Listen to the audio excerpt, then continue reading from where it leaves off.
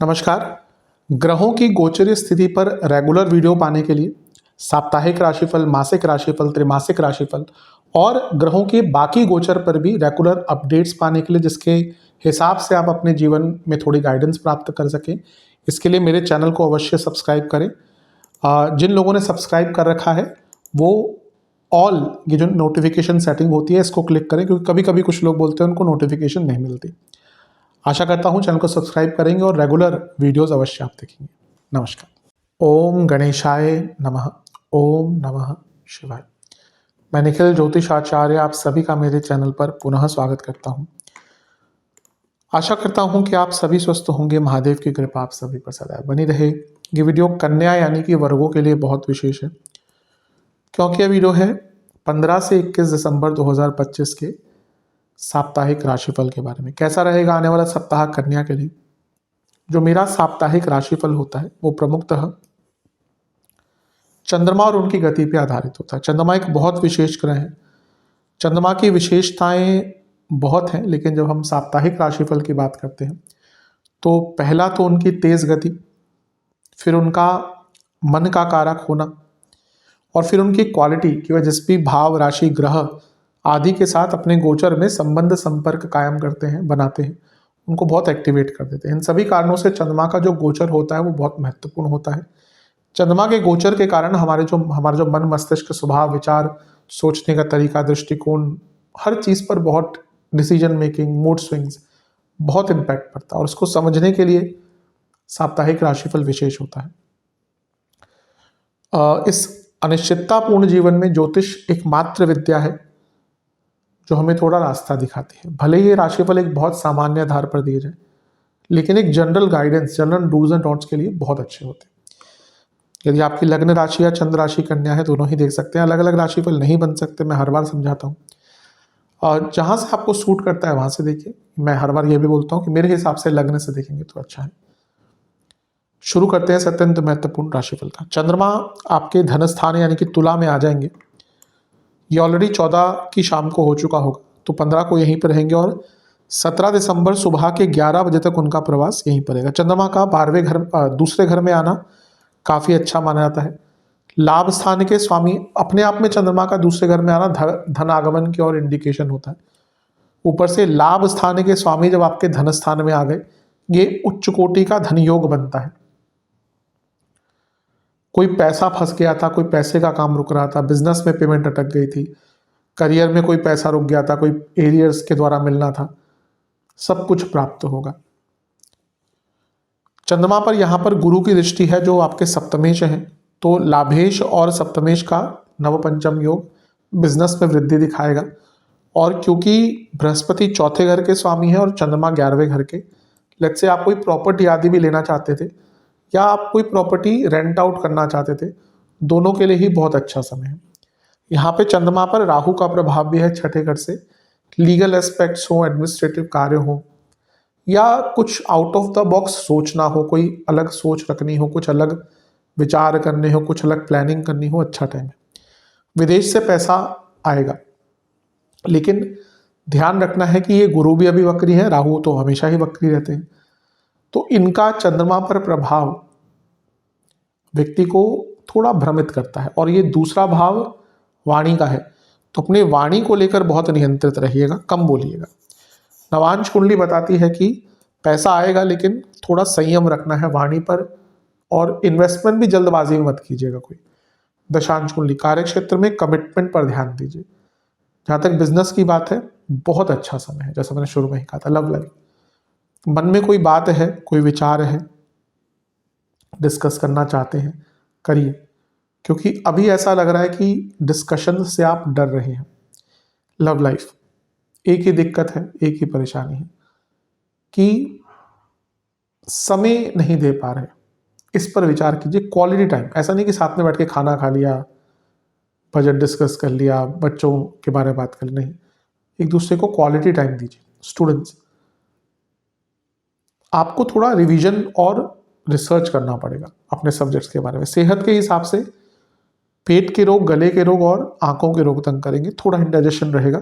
सर्वाष्टक में आपका सप्तम भाव बली है, जो अपने आप में अंकित कर रहा है कि बिजनेस जो लोग करते हैं उनको तो बहुत लाभ प्राप्त होगा। 17 दिसंबर सुबह के 11 बजे चंद्रमा आ जाएंगे आपके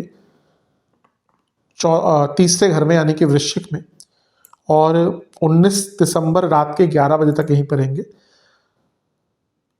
इससे एक दिन पहले सूर्य का गोचर हो चुका होगा और वो आपके चौथे घर में आ जाएंगे। चंद्रमा का तीसरे घर में आना अच्छा माना जाता है, भले ही यहाँ पे नीच के हो रहे हैं। नीच का ग्रह तीसरे घर में बहुत अच्छा रिजल्ट देता है, थर्ड हाउस में। चंद्रमा लाभेश है और काम त्रिकोण के स्वामी काम त्रिकोण में, और यहाँ पे वो शुक्र के साथ बैठे हैं। शुक्र क्या है, धनेश है और भाग्येश है। जैसा मैं कई बार बोलता हूँ कि मीन के लिए एक प्रकार से मंगल योग कारक ग्रह ही है, भले लिखा नहीं हुआ, वैसे ही कन्या के लिए भी शुक्र एक प्रकार के उनको योग कारक ग्रह मान लीजिए। तो और यहाँ पे लग्नेश बुध भी बैठे हुए हैं कन्या के जो स्वामी हैं। तो ये हमें हफ्ते का भाग तो आपका बहुत अच्छा है। अटके काम आपके बहुत आराम से बन जाएंगे, आपके अंदर प्रबलता रहेगी बदलाव लाने के लिए। चंद्र शुक्र की जोड़ी, चंद्रमा लाभेश है, शुक्र धनेश है, चंद्र शुक्र की जोड़ी कितनी अच्छी कितनी श्रेष्ठ आपके लिए यहाँ पर बन रही है। धनस्थान के स्वामी लाभ, और साथ में लग्नेश भी है जो दशमेश भी है, यानी कि कार्यों में भी सफलता मिलेगी। दशमेश लाभेश साथ में है, धन की वृद्धि होगी ही। और जैसे मैंने कहा, इच्छाओं की पूर्ति का समय आप देखेंगे, कई अटके काम, कई इच्छाएं जो आपकी पूरी नहीं हो पा रही थी वो पूरी होंगी। बस एक ही चीज का ध्यान रखना है कि गुरु से छठे में है तो क्या बन रहा है, शकट योग। तो शकट योग से क्या होता है कि थोड़ा विलंब तो आता ही है। तो जब भी शकट योग बनता है, मैं एक चीज हमेशा कहता हूं कि समयबद्ध तरीके से अपने कार्यों को कीजिए। कल के ऊपर मत छोड़िए कि चलो मेरे को संडे को कहीं पे जाना है तो सैटरडे को ही तैयारी करूँ, नहीं। जो भी तैयारी है, जो भी करना है, वो पहले ही शुरू कर दीजिएगा। अच्छा, चंद्रमा तीसरे घर में है लेकिन नीच के है।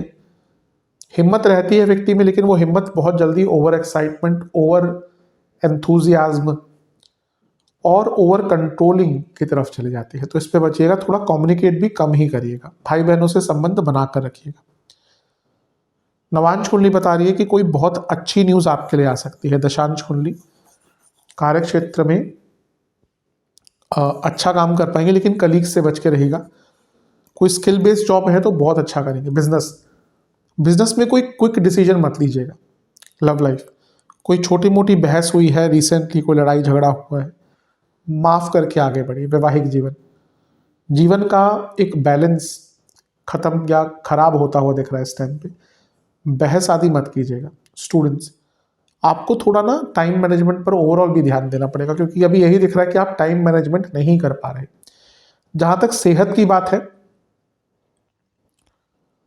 गले के रोग, ईएनटी की प्रॉब्लम, स्किन डिसऑर्डर, आंखों के रोग। सर्वाष्टक में आपका पंचम भाव बली है, ये अपने आप में अंकित कर रहा है कि लक्ष्मी स्थान बली है, अच्छा धन योग बन रहा है, तो धन प्राप्ति होगी, बहुत अच्छा समय है।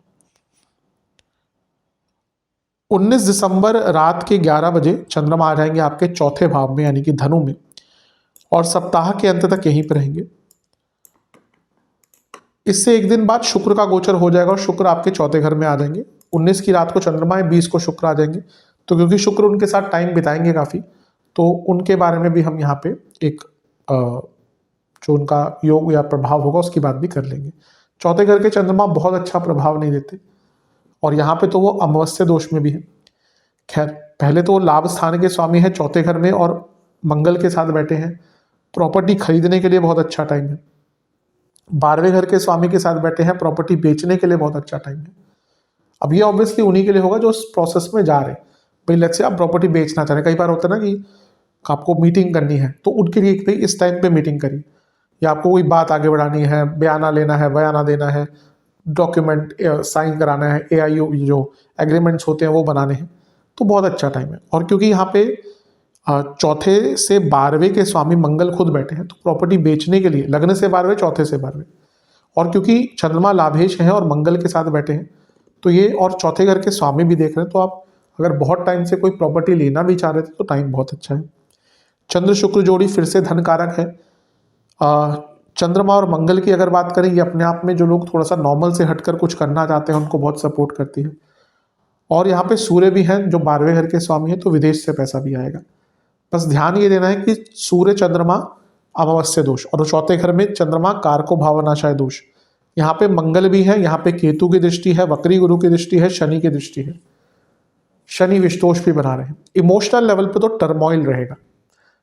हो सकता है बाहर आपको पैसा मिल जाए, आपकी प्रॉपर्टी बिक जाए, आप जो बेचना चाहते प्रॉपर्टी खरीद लें, लेकिन घर में बहुत बड़े कलह कलेश, छोटी छोटी बातों पर ईगो क्लैशेस, छोटी छोटी बातों पर, पैसों की बातों को लेके कह सुनी, एक दूसरे को नीचा दिखाना, और इमोशनल लेवल पर, क्योंकि देखिए मैं हमेशा कहता हूं आपके चंद्रमा पर कुछ ग्रहों का प्रभाव होना चाहिए, लेकिन अगर कुंडली में भी चंद्रमा पर बहुत ग्रहों का प्रभाव है ना, मे बी वो व्यक्ति बहुत सक्सेसफुल हो, लेकिन आंतरिक रूप से हमेशा परेशान रहेगा।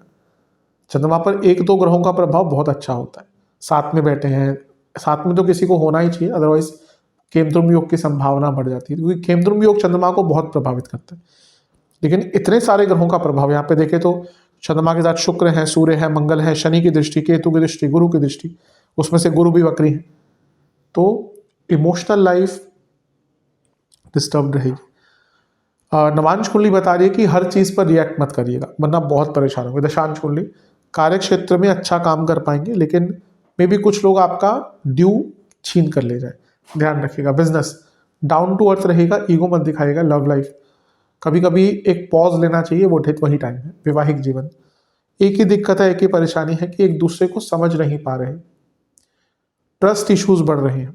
स्टूडेंट्स, ये समय है अपने आप को अपलिफ्ट करने का, आपको अपने स्तर को बढ़ाना पड़ेगा। आप पीछे जा रहे हैं, नहीं, अपने स्तर को बढ़ाइए। सेहत के हिसाब से चेस्ट की प्रॉब्लम, ब्रीदिंग इश्यूज, जिनको कार्डियक इश्यूज है बहुत ध्यान दें। इंडाइजेशन तो बना ही रहेगा। सर्वाष्टक में आपका दूसरा घर बली है, ये अपने आप में अंकित कर रहा है कि धन का बड़ा लाभ इस हफ्ते आपको कई बार हो सकता है। उपाय के स्वरूप में गणपति जी को बताशे और मिश्री का भोग लगाएं, फलों का भोग लगाएं, और ओम गौरी सुताय नमः मंत्र का 21 बार जाप करें। आशा करता हूँ वीडियो काम आएगा। चैनल पर नहीं है सब्सक्राइब कीजिए, वीडियो को लाइक कीजिए। मिलता हूँ अगली वीडियो में, तब तक के लिए ओम नमः शिवाय।